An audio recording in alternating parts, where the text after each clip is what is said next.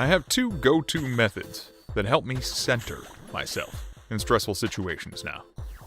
The first, I talked about in episode 1 of this show. I imagine my dad in places and situations when I need him. The second is one I've used since I was young. I'll close my eyes and focus specifically on the sound and feel of a particular place in time. And for me, some of the most profound sensory impressions are found on the beach. Waves gentler crashing, sand beneath bare feet, the unique melody of the wind, and the sense of being enveloped by the sun. Mother Nature has a way of reminding you that the big things are quite small. But she can also fry you like the Colonel's original recipe if you're not careful. Welcome to My Dad, I'm Dad, the podcast for those who have loved and lost and sought to make sense of those experiences. My name is Doug. Our little Maxine came into this world with 10 fingers, 10 toes, and all the makings of a happy and healthy baby. You can't really ask for anything more than that. And it wasn't until a month or so into her time on this earth that I took her outside with me in the afternoon to stroll in the grass. It was one of those picturesque low 70s days, and I felt like soaking it in. Now, Amanda lovingly informed me that though my intentions were pure, I should make sure that Maxine was covered up or in the shade because babies can sunburn easily. Well, you can go ahead and chalk that one up to one of the million things I've learned since becoming a father. I took it to heart, though. Sun hat ordered. Sunscreen applied when necessary. Sunglasses on, and looking fierce as hell. We spent a hell of a lot of time last summer with Maxine on that deck, enjoying the slow moments under the shade of the sun umbrella. But winter comes on like a freight train here in the mitten. And after the elf and Christmas vacation watching season wraps up, you gotta buckle up, baby, because we're in for a few more months of cold and snow with little to no fanfare. You begin to wish the sun would come out. Knock, knock. Yes, Monsieur Soleil? I'm ready to be heard again. Well, lucky for us, this baby hails hearty. And she was more than happy to take winter treks with her old man, so she was outside quite a bit. In a season that halts the growing cycle of most things, this little lady flourished. Now, like any Midwesterner worth their road salt, we Dordas exulted in the first sunny days come spring. We played in the sunlight provided by our picture windows in the living room.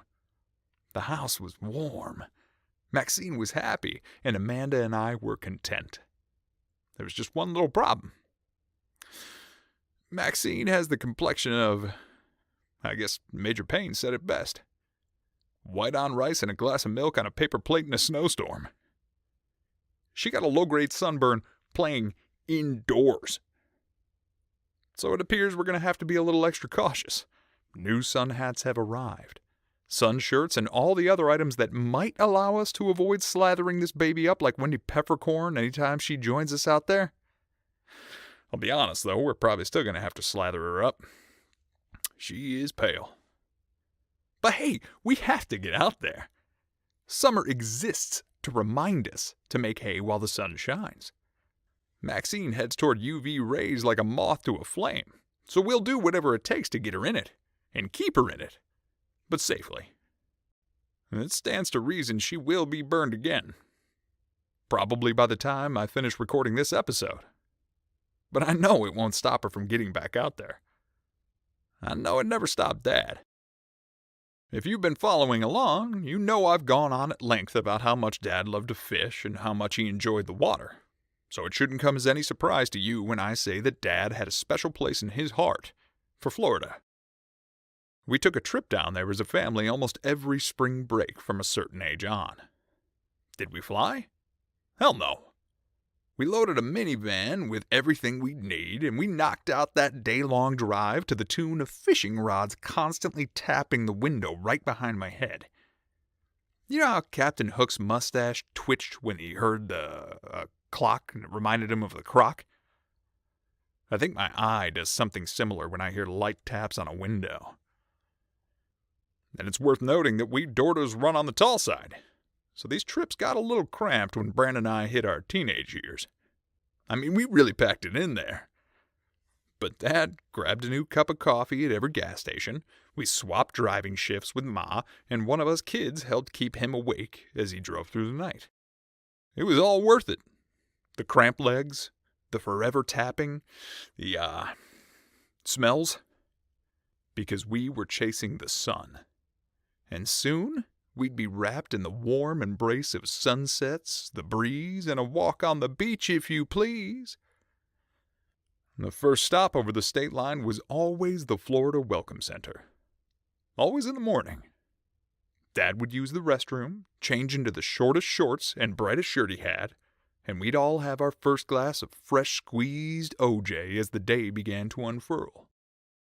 We collected relevant brochures for area attractions, stretched our legs, and the folks indulged me while I chased a lizard or two. Didn't matter how old I got, I never lost the fascination for those little guys. And finally, Dad would get antsy. He'd beep the horn in the van and he'd shout, "Come on, we're burning daylight here." So back into the family truckster for the final leg of the journey. There's no end to the notable events that occurred with Dad on these Florida trips. But there are two times that jump right to the front of my mind when I think of Dad going toe-to-toe with the sun. Both occurred on the day we got to our final destination. But the first occurred mere moments after we put the van in park. That was usually all business when we landed. Boys, unpack, ask your mother what she needs from the bags, get the cooler emptied into the fridge, etc. But something about the sun above the ocean called to him that year. We parked, he smirked, and he said, "I'm going for a dip."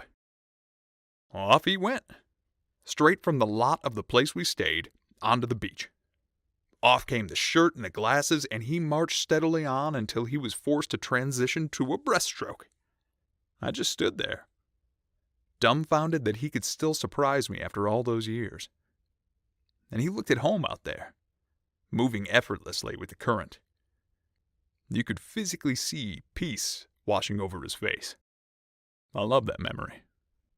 After Dad had adequately reacquainted himself with his second home, the sea, he walked back onto the shore with all the serenity and poise of a Greek god come to grace us mortals with his presence.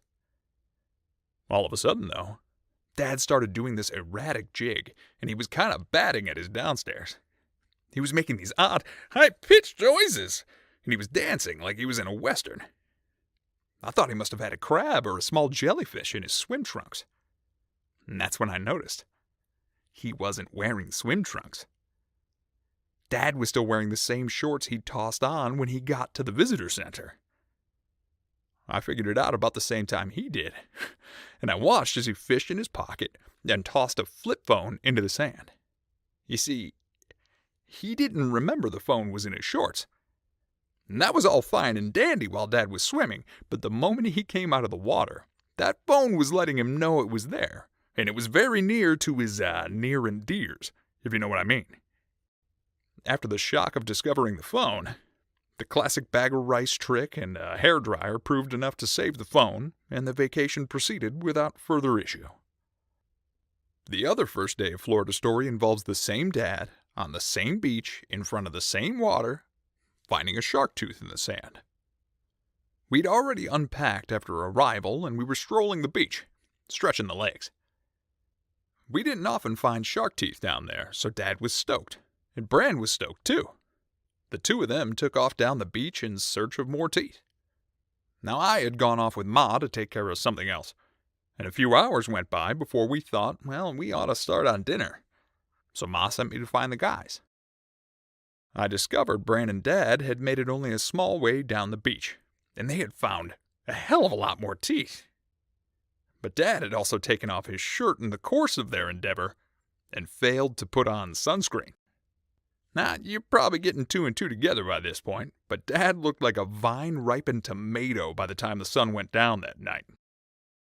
You could have drawn the map to dry land right there on his back. So you know who spent the second day of vacation lying face down on the couch with a fan blasting on his back? Dad. Know who taught me how to let the kid inside take a turn at the wheel from time to time, regardless of how old I get? Dad. Now, he bounced back quickly, and again, a hell of a vacation ensued. It's that kid-at-heart side of Dad that I try to embody as much as possible with Maxine. But it can be tough.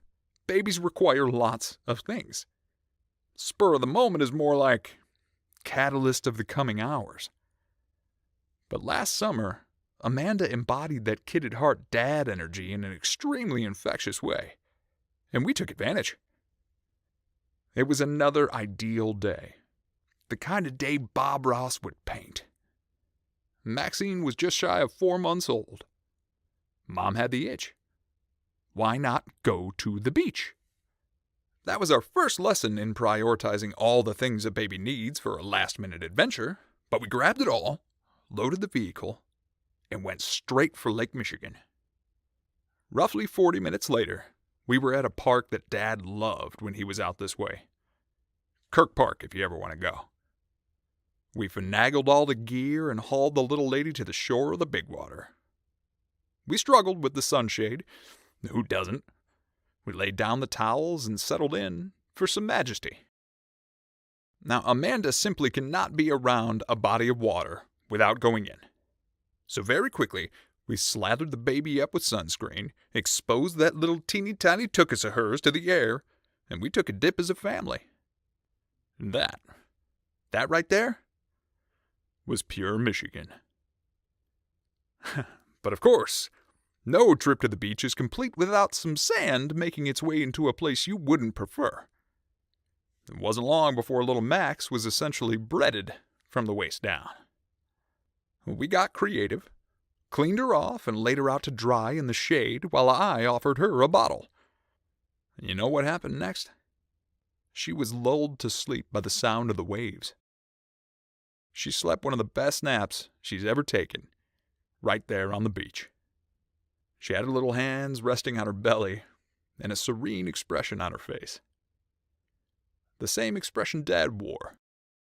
Before his nethers received a wake-up call, that is. The sun is a constant, ever-present reminder of the cycle of life.